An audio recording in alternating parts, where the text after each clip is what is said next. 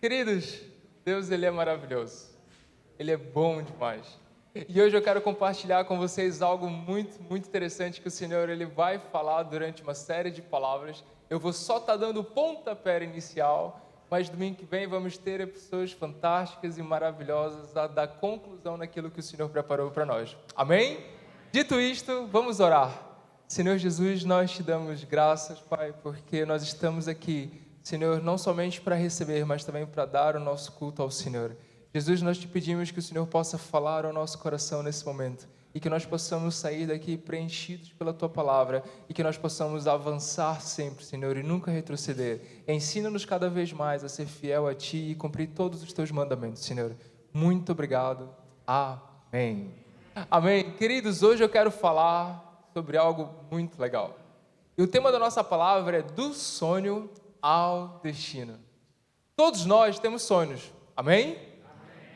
Eu já tive diversos sonhos. Já passei pela fase do bombeiro, queria ser bombeiro. Já passei pela fase do astronauta. Já passei pela fase do polícia. Já passei por diversas fases na minha vida de sonhos, né? Já quis ser os Power Rangers, não sei se vocês assistiram, mas, queridos, todo mundo já teve sonhos malucos, não é verdade? E o que eu quero dizer é que todos temos sonhos. Isso é nobre, isso é lícito. Mas nós temos que ter atenção que existem 3 tipos de sonhos muito importantes. Primeiro, o que vem do nosso coração, no meu caso, né? Queria ser bombeiro porque eu olhava aquilo, via as pessoas indo direto ao fogo e falava, uau, que legal, né? Depois eu percebi que, pronto, aquilo vinha realmente ali mais do meu coração do que propriamente Deus. O segundo é o sonho de Deus, que este sim, ele é maravilhoso, ele nos realiza, ele faz nos sentir, sabe, aquele friozinho na barriga tão bom quando nós realizamos coisas que nos levam além. E tem o sonho que não vem de Deus, não vem de nós, mas vem do maligno. Esse é muito perigoso. Esse nós temos que ter atenção e nós temos que sondar os nossos sonhos para não cair nesse erro. Amém? E hoje nós vamos falar um bocadinho acerca disso. Uma coisa muito interessante, que lá em Jeremias, capítulo 29, verso 11 diz, esse eu é Deus, diz, é que sei que pensamentos tenho a vosso respeito, diz o Senhor, pensamentos de paz e não de mal, para vos dar o fim que desejais. Queridos, quando eu falo de sonhos, né, e eu tenho apenas 29 aninhos, né, já temos aqui pessoas muito mais maduras na vida, para não falar velhinhos, mas maduras na vida, que já usufruíram, já experimentaram grandes coisas com o Senhor, e todo mundo sempre chega ali no momento decisivo da vida, né? O meu, eu acredito que foi ali pelos 11 anos de idade. Estava ali, olhava as pessoas e via os meus tios, via algumas pessoas mais velhas e pensava, uau, será que um dia eu vou poder experimentar estas coisas que essas pessoas estão a experimentar?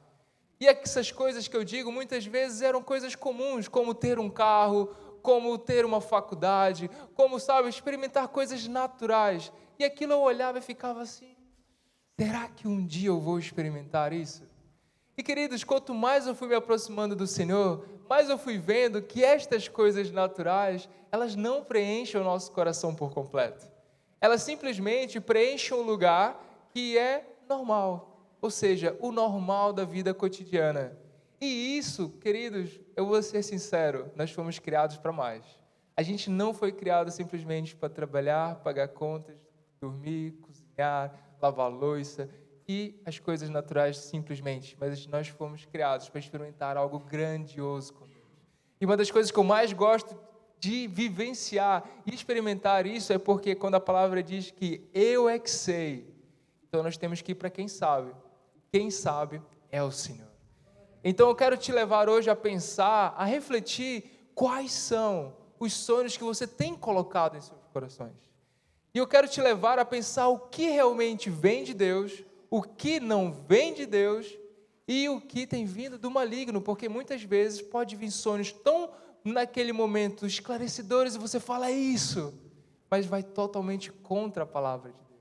E a gente sabe que nós não podemos ir contra aquele a quem amamos. Amém? Dito isto, eu quero falar sobre algo muito importante. Para poder vivenciarmos, experimentarmos o sonho, né? Porque todos temos, e já sabemos que temos que fazer um filtro daquilo que vem de Deus. E algo muito interessante é que nós passamos por alguns testes. E algo muito interessante é que o primeiro teste, ele é o teste do orgulho. Querido, esse teste, ele já chega logo, como nós falamos lá no meu querido estado do Pará, no Brasil, com 2 pés no peito, com uma voadeira assim, pum! Queridos, o orgulho, ele é algo que vai entrando na nossa vida devagarinho, vai fazendo ali, botando a raiz, vai entrando, e quando nós vemos, nós estamos igual a um homem que escreveu certo livro das 10 pessoas mais humildes do mundo. E aquele primeiro homem ensinou todos os outros 9 a ser pessoas mais e mais e mais e mais humildes. E sabe quem foi que escreveu esse livro? Satanás. Porque, queridos, quando a gente se auto-intitula Eu sou humilde e todos devem aprender de mim, nós estamos querendo pegar um lugar muito importante, porque quem disse isso foi o Senhor Jesus. Ele falou: vem até a mim, eu sou manso e humilde, aprendei de mim. Então nós temos que entender que a humildade, ela vem de um relacionamento com o Senhor. E o que o orgulho tem a ver com isso, Vitor? Queridos, para poder nós avançarmos e experimentarmos e vivermos o sonho de Deus, nós temos que tirar ele da nossa vida. E você pode pensar: não, Vitor, mas eu já passei pelo teste do orgulho, não tem nada aqui, eu já quero ir para o próximo capítulo, para o próximo teste, amém? Mas pode haver pessoas que, assim como eu, quando comecei a estudar essa palavra, eu falei: meu Deus, ainda há uma coisinha aqui dentro que eu preciso trabalhar, chamado orgulho. E o melhor de tudo, que para trabalharmos o orgulho, nós temos que reconhecer que nós somos pessoas que são tendenciosas, muitas vezes, a ser orgulhosas. E, queridos, nós temos que entender que o tratamento vem do Senhor. E quanto antes nós reconhecermos que nós necessitamos e dependemos do Senhor para ser tratados, mais rápido nós avançamos e passamos por esse teste. E uma coisa muito interessante é que o próximo slide diz: nós passamos por teste porque o nosso caráter é a base para o nosso destino. Nunca terás um destino maior que o teu caráter.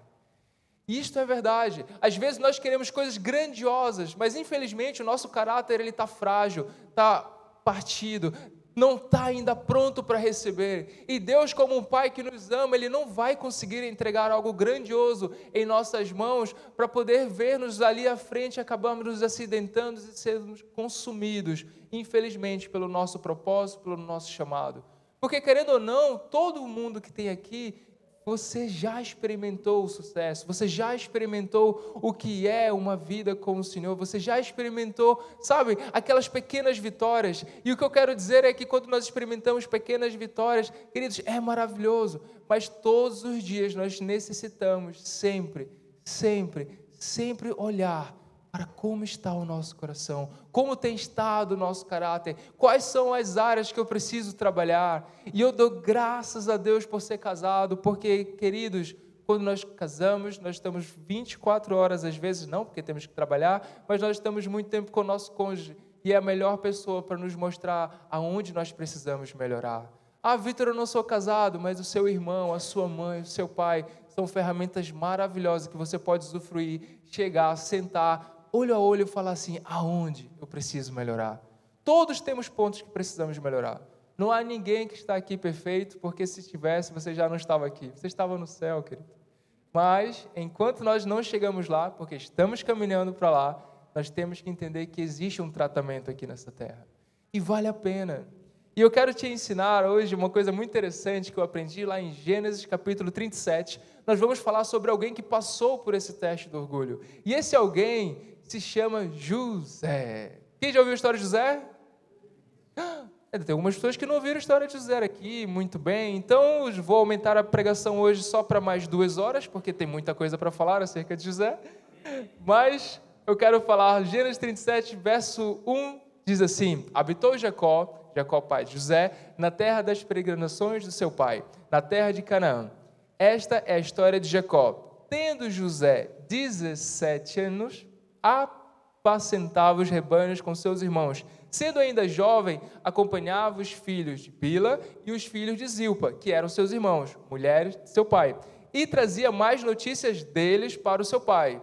Ou seja, bem aqui José, de certa forma, ele era aquele filho que observava o que os irmãos faziam e ia direto correr ao pai e falar: pai, olha só o que eles estão aprontando. Pai, olha só o que eles estão fazendo. Pai, eles não fizeram isso. Pai, eles não fizeram aquilo. Ou seja, todo mundo amaria ter um irmão assim. Não, não é verdade? Queridos, ninguém gosta de pessoas assim. Mas vamos continuar porque lembramos, José passou pelo teste do orgulho. Vamos lá. Ora, Israel amava mais a José do que todos os seus filhos, porque era o filho da sua velhice, e fez-lhe uma túnica talar de mangas compridas. Vendo, pois, os seus irmãos que o pai o amava mais do que todos os outros, odiaram-no e já não lhe podiam falar pacificamente. Ou seja, o clima já não estava legal. Naquela casa, infelizmente, já havia intrigas. E nós temos aqui que o grande motivo deles era que José estava utilizando a sua boca, para, infelizmente, colocar ali pequenas discussões dentro de casa. E olha só, teve José um sonho e relatou aos seus irmãos. Por isso o odiaram ainda mais. Já temos duas consequências aqui, palavras e sonhos. Dois motivos que os irmãos estavam a odiar José. Pois lhe disse, rogo-vos, esse disse a José, rogo-vos, ouvi este sonho que eu tive. Atávamos feixes no campo, e eis que o meu feixe se levantou e ficou em pé, e os vossos feixes o rodeavam e se inclinavam perante o meu. E então lhe disseram seus irmãos, reinarás com efeito sobre nós, e sobre nós dominarás realmente. E com isso tanto mais o odiavam, por causa dos seus sonhos e de suas palavras. Teve ainda outro sonho e o referiu a seus irmãos, dizendo, sonhei também que o sol, a lua e 11 estrelas se inclinavam perante mim. Contando ao seu pai e aos seus irmãos, repreendeu o pai e lhe disse, que sonho é esse que tivesse? Acaso viremos eu, a tua mãe e os teus irmãos inclinarmos perante ti em terra? Seus irmãos lhe tinham ciúmes e o pai, no entanto, considerava o caso consigo mesmo. Aqui nós temos a história que José, primeiro, ele passou por um processo muito importante que ele teve que trabalhar a língua na sua vida. O outro é que José ele tinha sonhos. E lembram-se que existem 3 tipos de sonhos, nossos, de Deus e do maligno. Aqueles sonhos, entretanto, foi Deus que colocou no coração de José.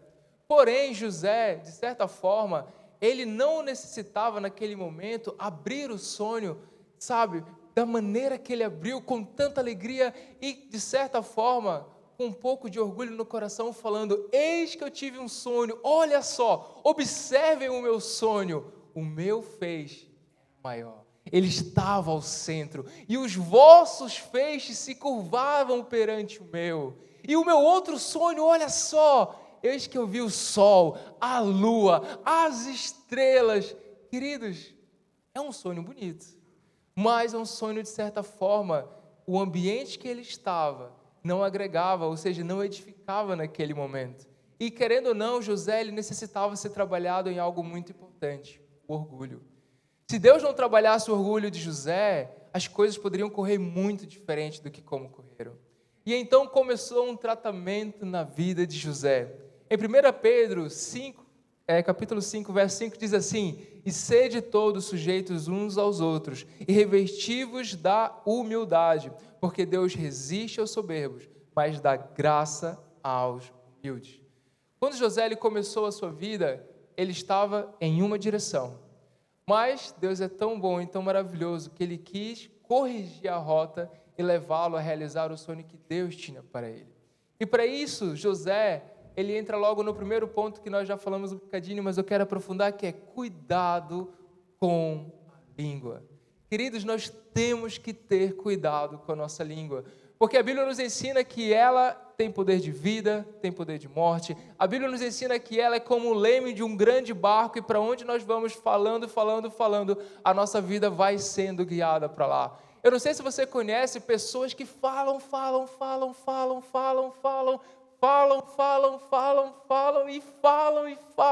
e você fica, meu Deus, essa pessoa é insuportável de estar.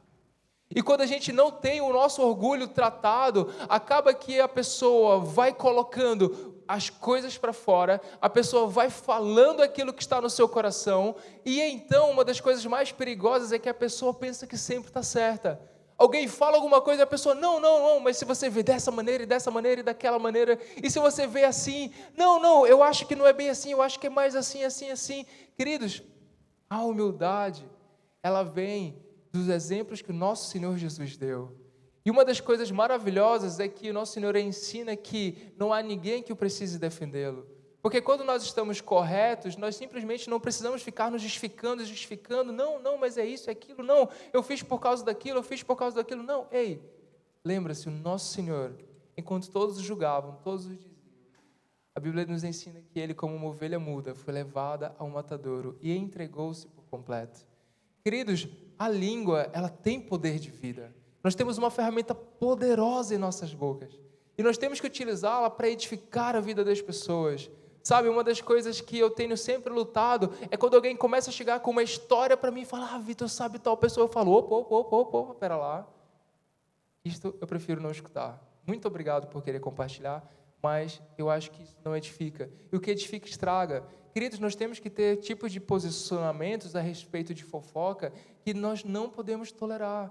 Porque imagina uma igreja repleta de fofoca, é uma igreja que vive mal falando da vida dos outros, ela não cresce, ela não alcança, ela não vai fazer a diferença nesta nação.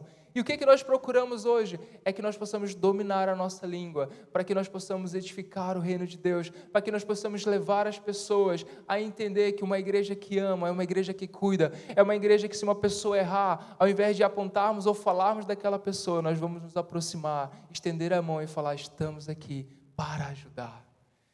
José ele passou por esse tratamento. José ele não podia ver o erro dos irmãos que ele já corria para o pai.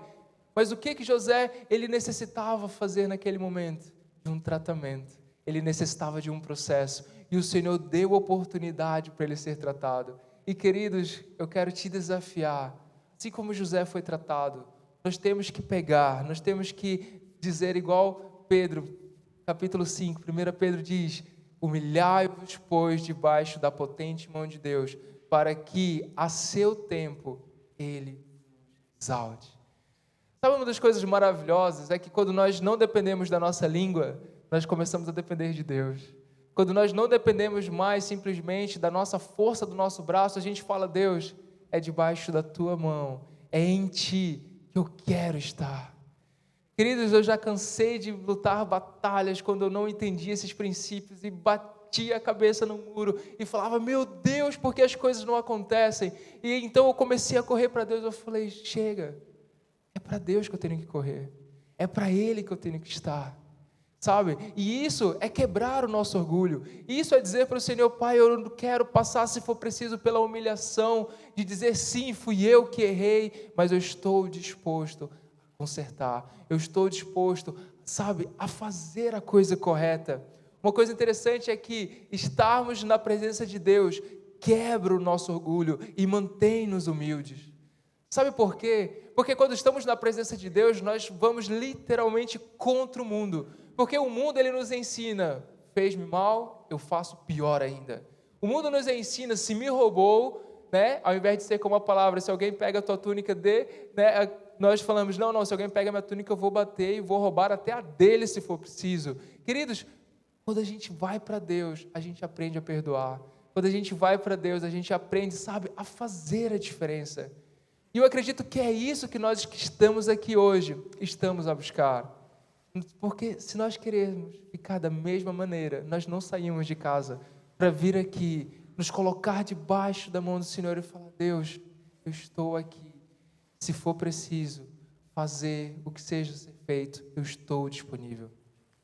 Então eu quero te desafiar, ao observarmos a vida de José, ao observarmos que ele, no seu primeiro teste do orgulho, ele infelizmente falhou no início, mas depois ele teve uma segunda oportunidade muito interessante.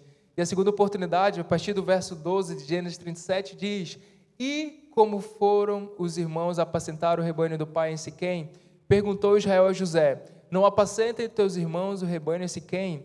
Bem, enviar-te-ei a eles. Respondeu-lhe José, eis-me aqui. Ou seja, Jacó falou, vou mandar José novamente, verificar como os irmãos estão, né? Diz-lhe Israel, vai agora e vê se vão bem os teus irmãos e o rebanho.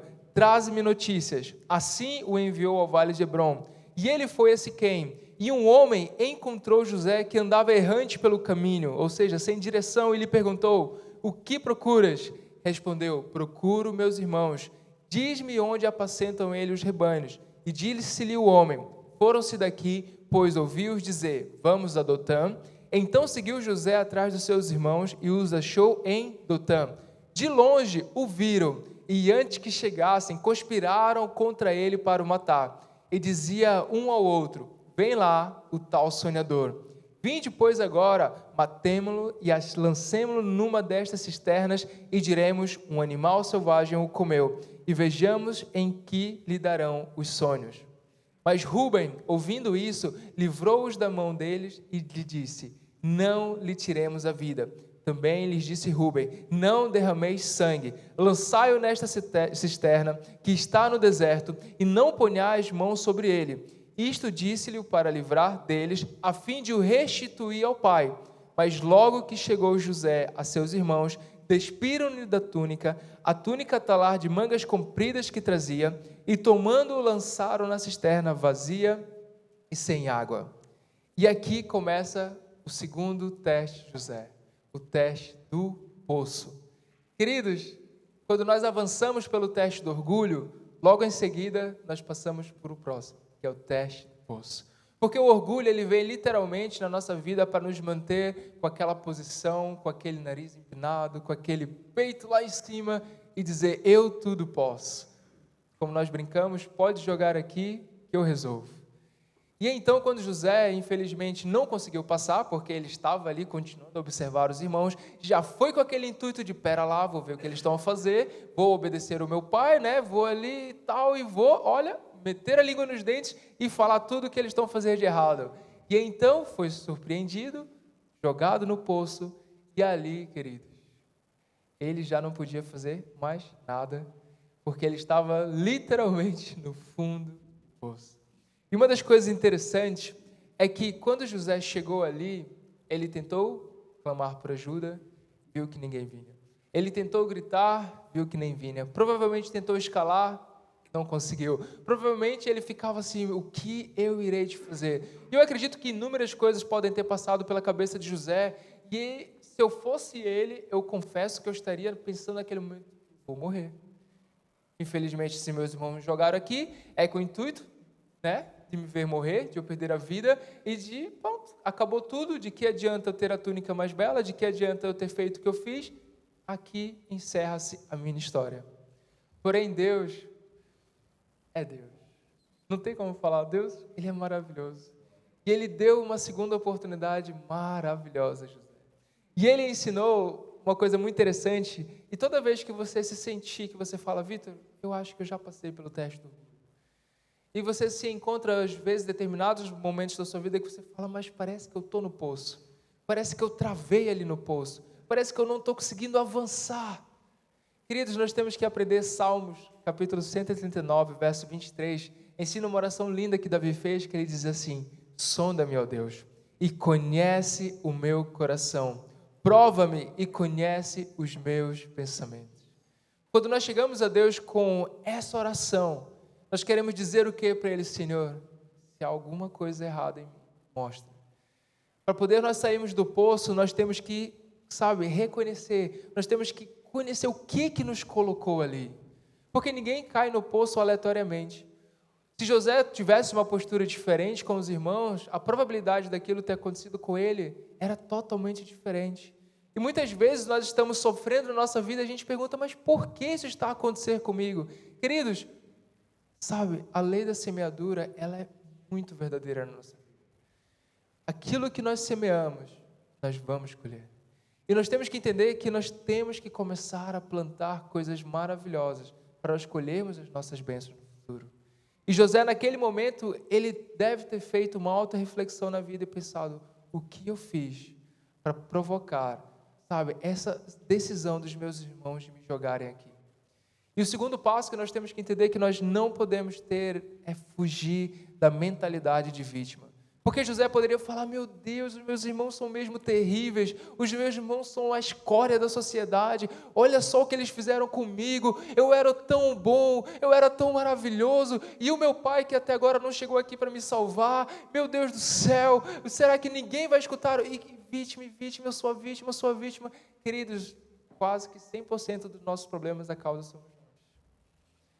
E às vezes pode acontecer situações que você fala, Vitor, mas eu não fiz nada. Queridos, alguma coisa Deus ele quer nos ensinar. Isso chama-se teste do poço. Sabe por que existe o poço, queridos? Com um propósito muito lindo, que é o propósito do poço é levar-te a olhar na direção correta. Às vezes as pessoas falam, Vitor, quando a gente está no poço, não há mais nenhuma direção que não seja olhar para cima. Mas, queridos, às vezes, o nosso poço, ele não é literalmente um buraco onde nós nos enfiamos. Às vezes, o nosso poço são situações da nossa vida que nós muitas vezes chegamos e ficamos assim, meu Deus. E a gente tem uma direção correta. Nós temos Cristo, nosso Senhor Jesus, que está ali. E só fica no poço quem quer. Porque nós temos esse teste, mas o Senhor Jesus, ele não quer nos reprovar e simplesmente falar, falhou, já era. Tem outra oportunidade. Não, falhou, vamos lá, vamos recomeçar. Mais uma oportunidade. Não precisas ficar parado. Não precisas ficar aí lacrimejando, chorando, sabe, desgostoso da vida e dizendo, meu Deus, não, querido, Jesus veio muito mais. Ele veio para que nós possamos realmente olhar na direção correta, correr na direção dele. E sabe o que mais? Quando nós olhamos para Cristo, nós entendemos e reconhecemos quem nós somos. E quando nós reconhecemos quem nós somos, nós entendemos que o egoísmo não pode estar aqui no nosso coração.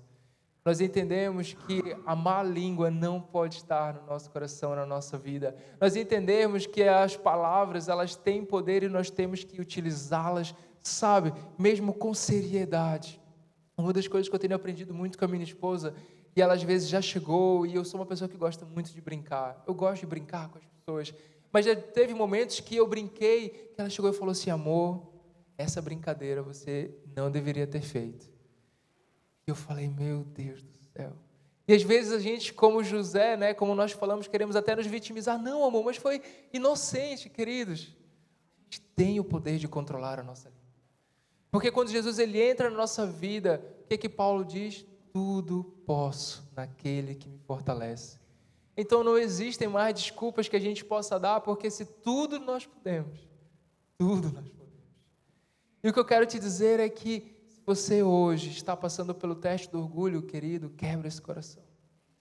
Vamos nos humilhar diante de Deus. Vamos nos colocar à disposição de Deus e falar, Deus, eu estou aqui, trata-me por favor, mas trata-me. Porque, queridos, a vida ela é muito curta.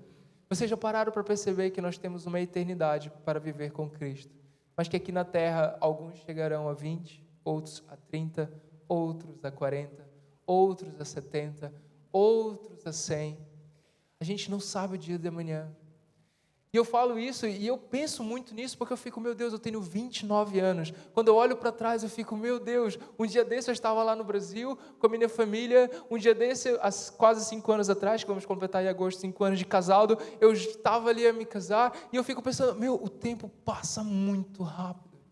E o que eu tenho feito da minha vida? Sabe, eu me faço essa autorreflexão sempre. E uma das coisas que mais me motiva a continuar firme é porque eu falo, Deus, eu quero lutar pelo que é eterno. E o que é eterno somos nós. Não adianta matarmos, esforçarmos, sangrarmos a nossa vida aqui na terra por dinheiro, por bens materiais. Nós temos que entender que nós estamos aqui com um propósito, com algo que é viver uma vida, como John Wesley falava, viver uma vida queimando. E quem está à nossa volta vem ver-nos queimar por Jesus e fala, é isso que eu quero. Queridos, o teste do orgulho, ele é para todos. Não há nenhuma pessoa na terra que não passará um dia pelo teste do orgulho. Eu quero lhe dizer, vale a pena avançar. Vale a pena mesmo. E os segredos para avançar é entrar no secreto do Senhor. para quando chegarmos no teste do poço, nós já sabermos a direção para onde olharmos e avançarmos rapidamente. Rapidamente. Então, queridos, hoje eu queria bater mesmo esse papo com vocês. Eu não queria me prolongar muito, sabe, porque eu acho que isso é muito prático. Eu acho que não tem o porquê a gente estar aqui, sabe, voltando e refinando e falando, não, é prático. É decisão. É a gente acordar e falar, eu quero. Porque ninguém pode decidir por você, além de você. Então eu quero, sabe, te desafiar hoje. Aonde você está? Eu quero te desafiar hoje a orarmos como Davi nos ensinou. Sonda-me, ó Deus. Sabe, conhece o meu coração. Prova-me, conhece os meus pensamentos. Porque, queridos, chega da gente estar procrastinando a nossa vitória em Cristo. Chega da gente estar procrastinando a nossa história com Ele. Queridos, Ele pode voltar amanhã. E se Ele voltar amanhã, imagina só quantas pessoas não ficarão aqui em Portugal. Porque nós temos um trabalho gigantesco para fazer.